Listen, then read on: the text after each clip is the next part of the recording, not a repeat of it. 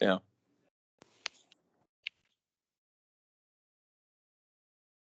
All right, so it's on right now. Hi, I'm Charles Perallo, founder of Succeed.com, and you are Anthony Scaramucci, financial professional and former press secretary. How are you doing today?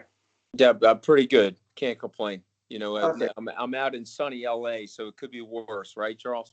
I'm supposed to be there in November. I can't wait. Yeah, But exactly.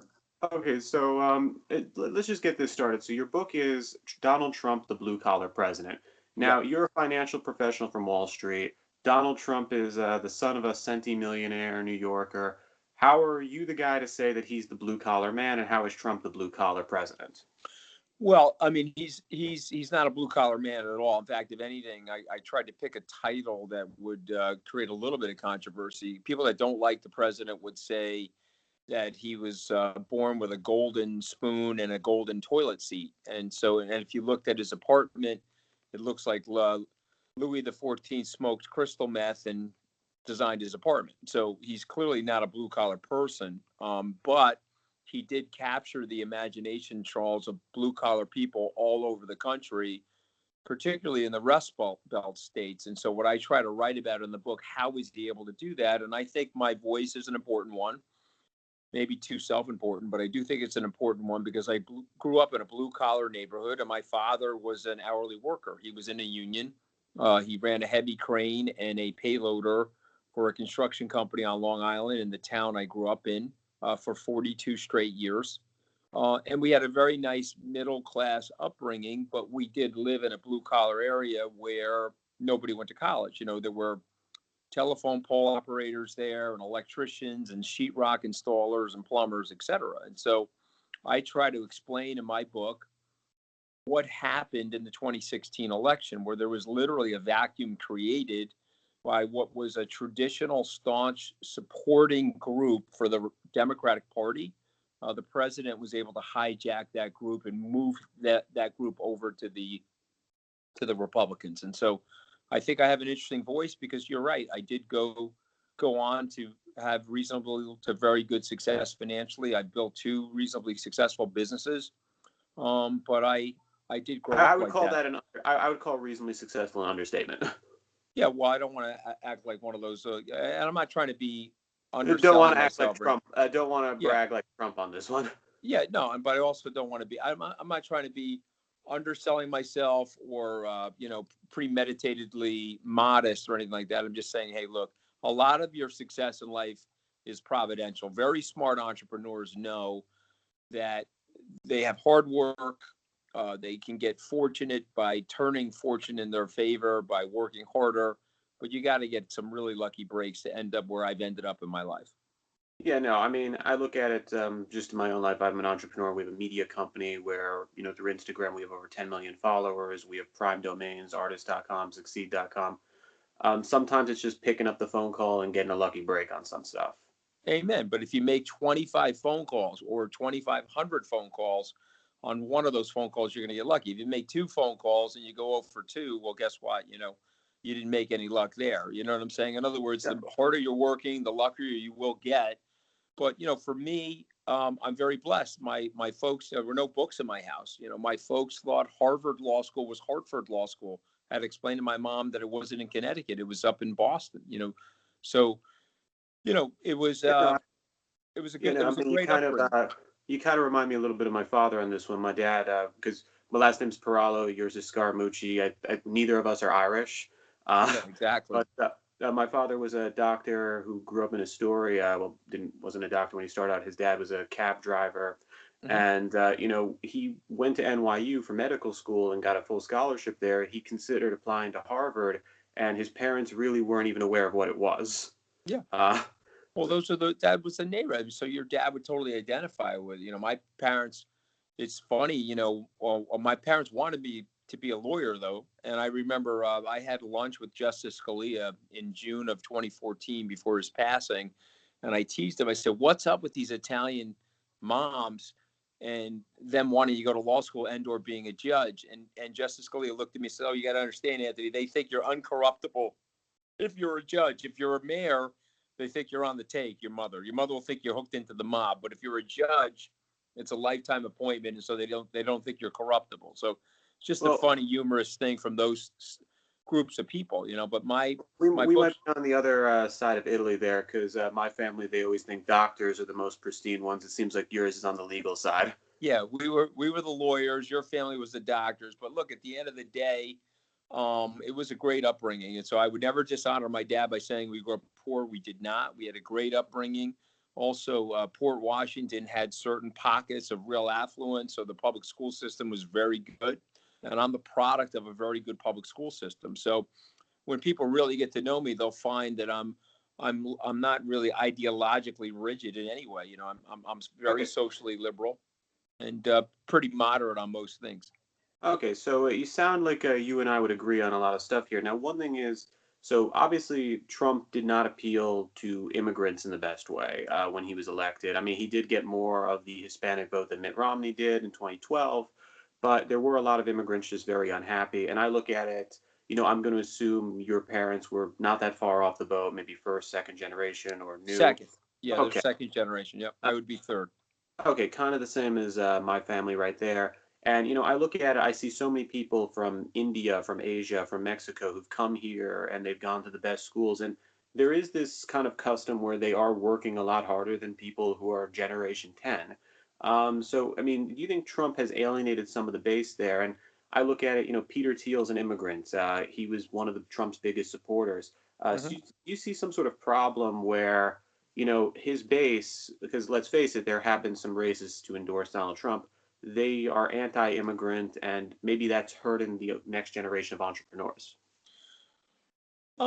Yeah, it's very complicated, and let me try to unpack it in a few ways. I think some of the rhetoric has affronted immigrants, no question about that. I think some of the rhetoric has been unnecessary. In fact, what I would also say to you is that um, he would say that he needed to have this sort of smash mouth, shock jock orientation to shock the system and clear the field for himself and rise to the presidency. And so we can debate that, but I'm just telling you that's what he would say. You're catching me on a morning where he called me this morning because he watched Bill Maher and he was critiquing my performance on Bill Maher last night. And and then we had a long conversation about what was going on as it related to this horrific tragedy in Pittsburgh and what was going on related to these pipe bombs. And you know, he tried to give a very aggressive anti, you know, anti-Semitic speech, yesterday. But I think what happens is when you're the leader of the free world, it's one thing to be standing at a podium declaring yourself for president. You say a few things that get people upset.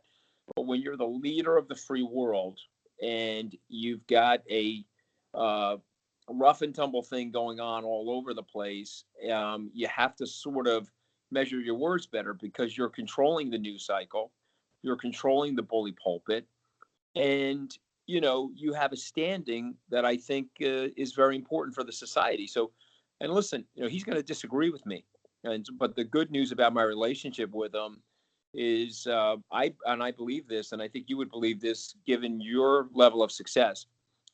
Sycophancy is closer to the words selfishness and self-survival, where you really only care about yourself. And honesty, to me, is much more closer to the word loyalty. I would way more prefer someone that's working on my staff at Skybridge to tell me their honest opinion about something and where they're coming from.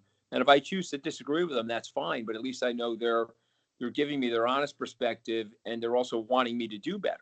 So for me, I want him to dial back that rhetoric. I think the war declaration on the media is unfounded. It's not going to help him. I think he's got a 7 to 10 point headwind in his face from the way he's handling this stuff, and that if he would just relax a little, things would do a lot better. But again, he's not going to agree with 100% of what I'm saying. But at least I'm Okay, so still so able to share it with him. so you definitely still speak to him on a regular basis. It sounds like. No, I don't want to exaggerate that. I don't speak to him on a regular basis. I mean, he called me because he's seen me on the air in a few different settings, and specifically on Bill Maher. But I've probably talked to him 15 or 16 times since I left the White House.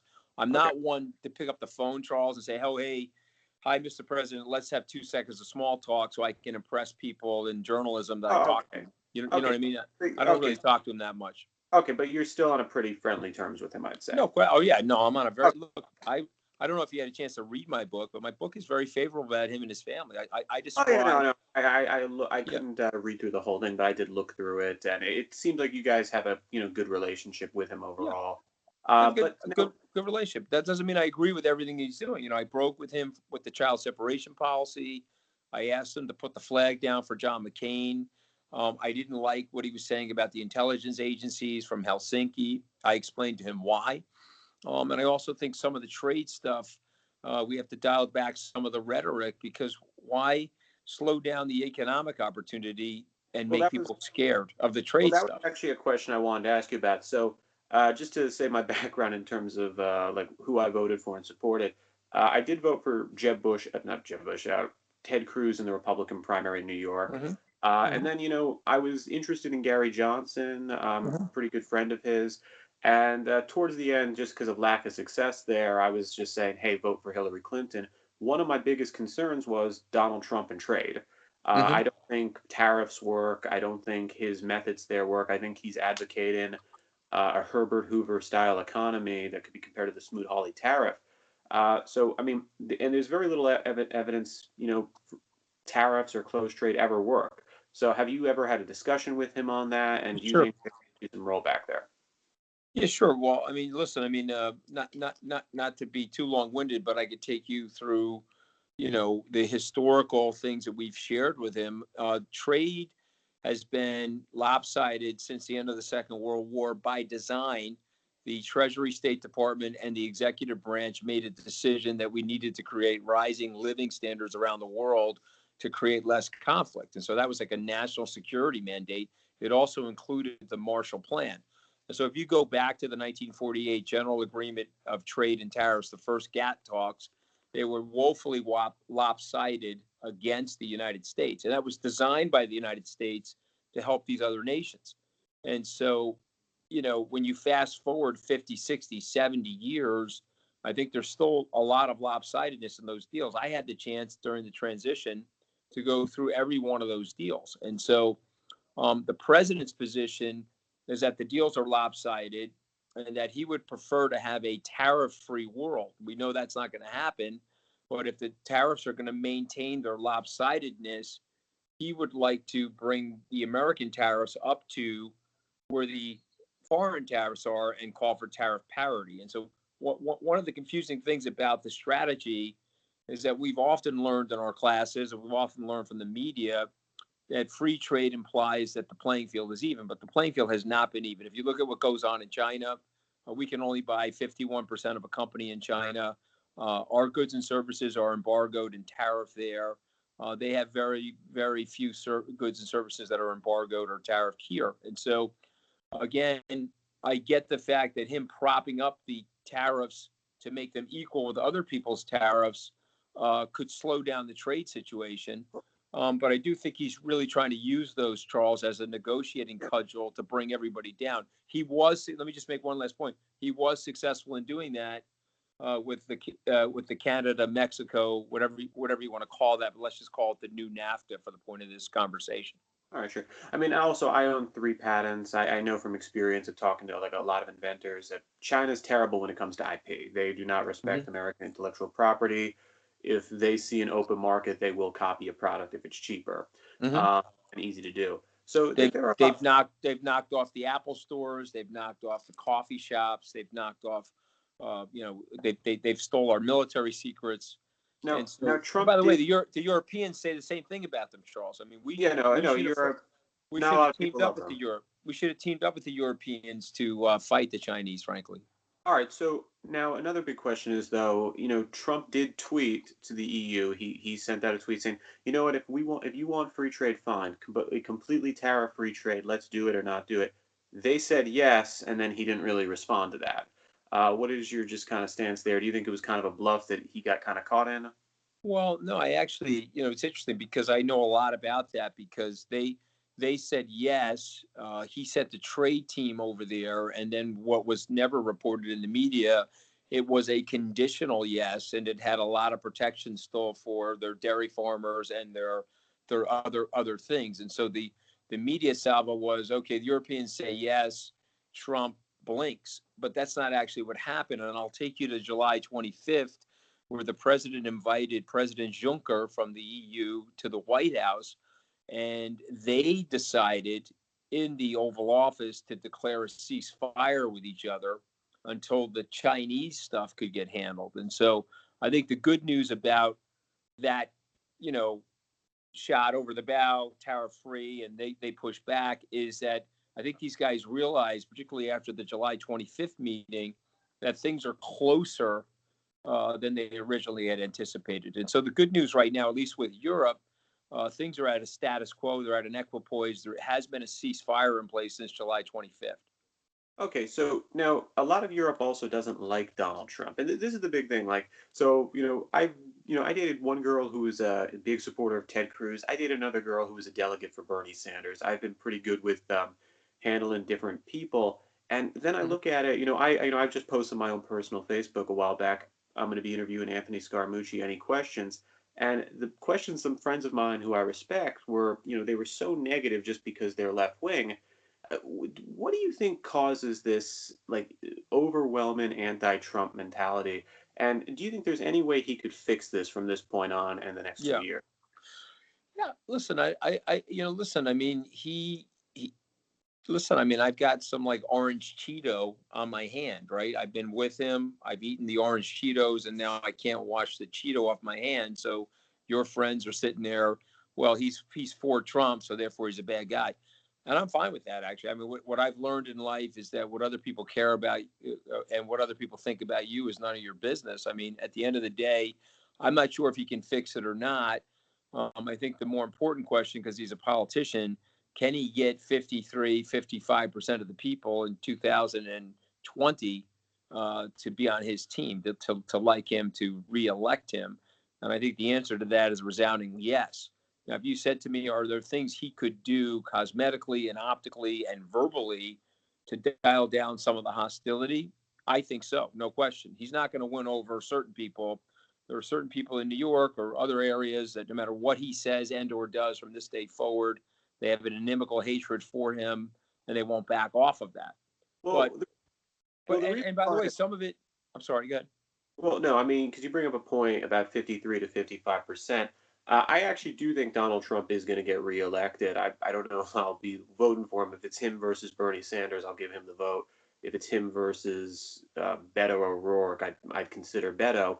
But even though I don't think he's going to win against Cruz, so it probably doesn't matter. But no, I look at it and I just say, with Donald Trump and him, there are these Democrats who I think kind of you're describing in the book, blue collar people. I would almost call them Roseanne Barr Democrats.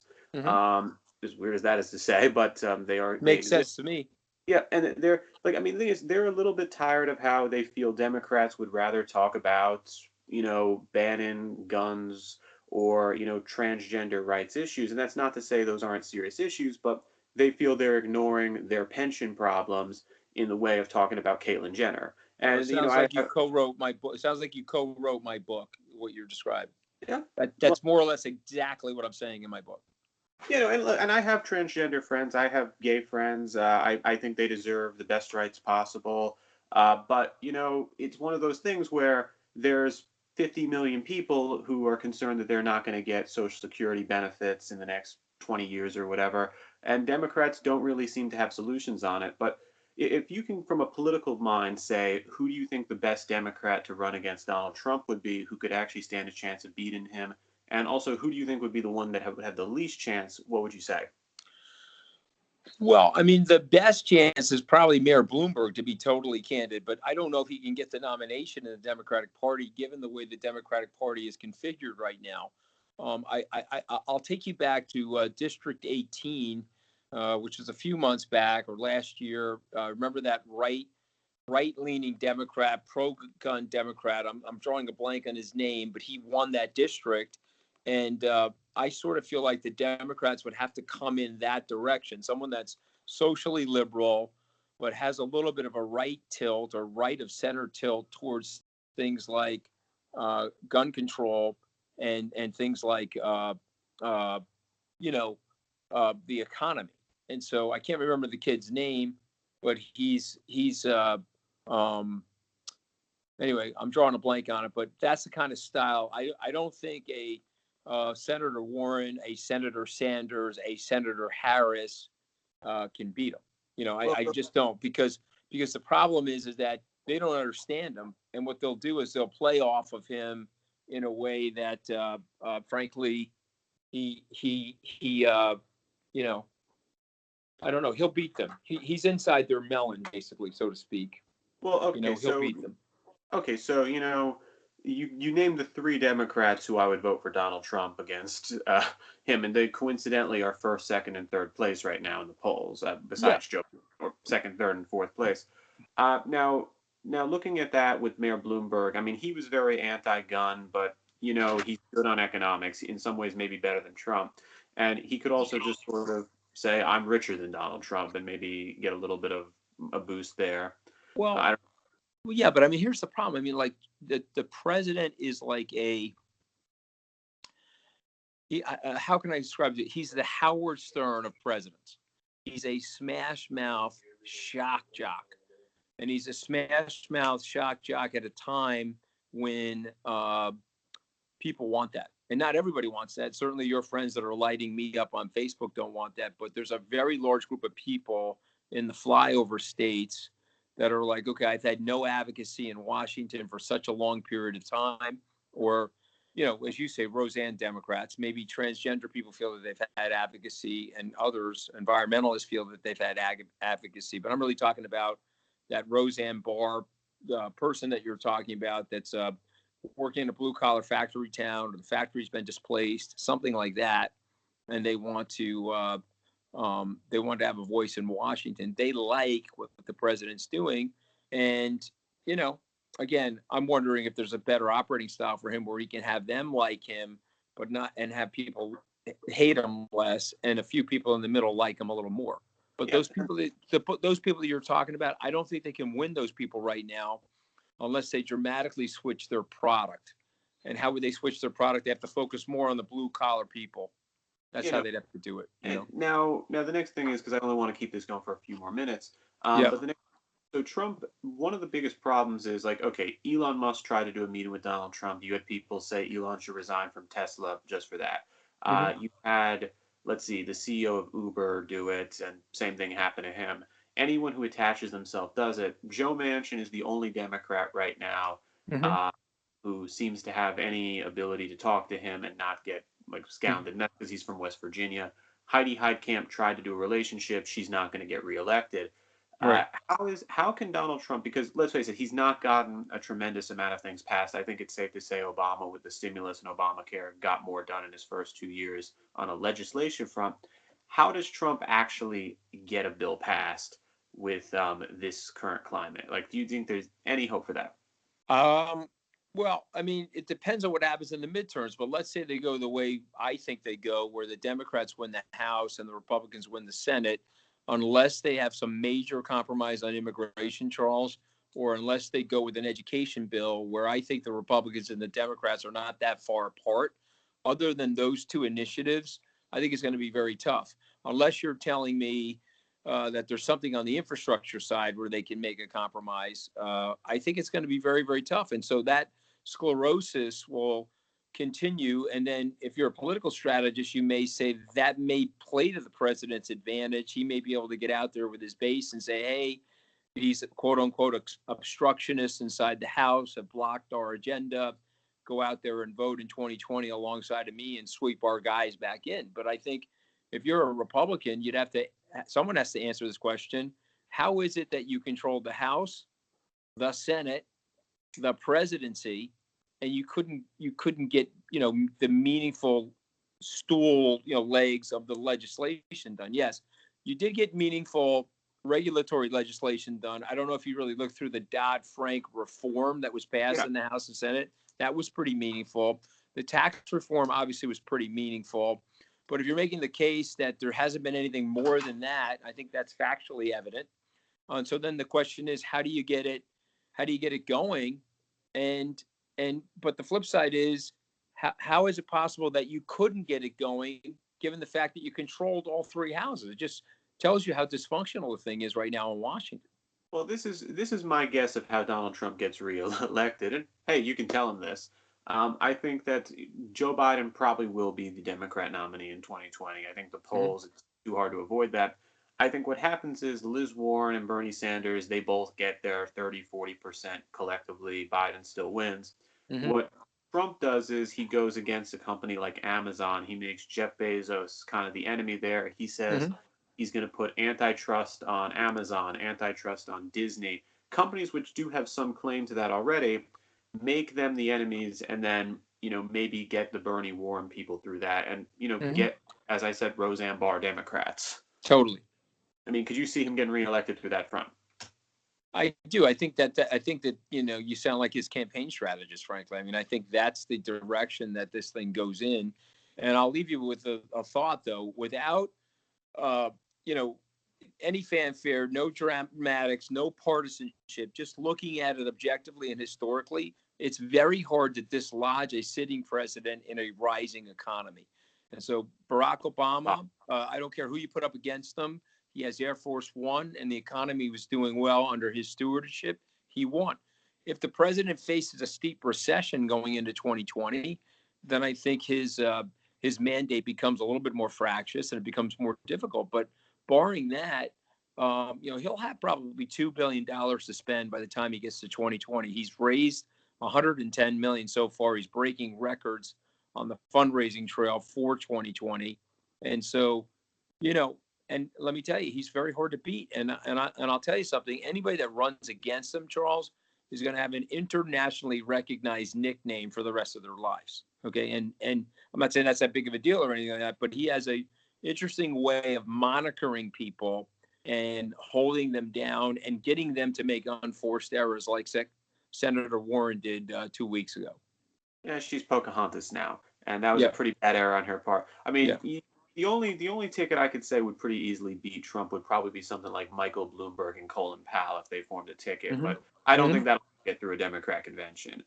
It would probably beat Trump by like 15 points, but My, it won't. my, Michael Bloomberg and Colin Powell, Michael Bloomberg, and you pick, another statesman like that, no question. Yeah, But I mean, Bill Bredesen, Beto O'Rourke, he has yeah, options. exactly. But I don't see that happening because these guys have. He's almost, because of how upsetting he is to them in terms of their emotions, he's pushed the party farther to the left than they should be if they want to win in 2020.